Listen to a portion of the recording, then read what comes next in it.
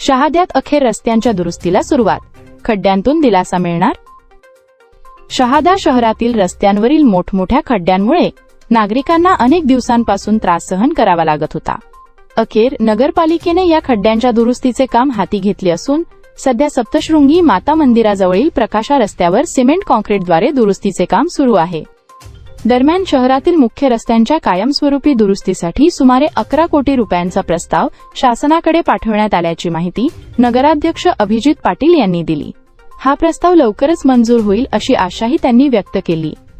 सध्या सुरू झालेल्या कामामुळे नागरिकांना काहीसा दिलासा मिळण्याची अपेक्षा असली तरी शहरातील सर्वच रस्त्यांवरील खड्डे कधी आणि कितपत बुजवले जातील याकडे आता नागरिकांचे लक्ष लागले आहे.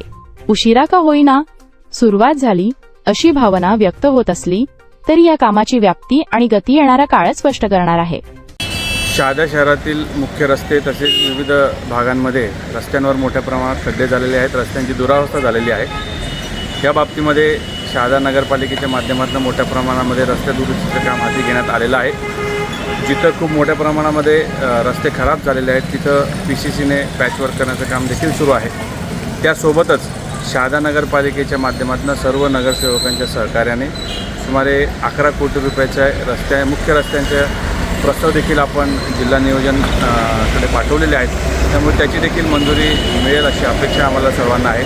पण या दरम्यानमध्ये जी गैरसोय नागरिकांना होते त्याबद्दल आम्ही सर्वजण दिलगिरी व्यक्त करत आहोतच. त्यासोबत हे काम सुरू असताना जी गैरसोय लोकांना होणार आहे तीसुद्धा आपण थोडी सहन करावी, कारण की पॅचवर्क सिमेंट वर्क असल्यामुळे त्याला सेटल व्हायला वेळ लागतो.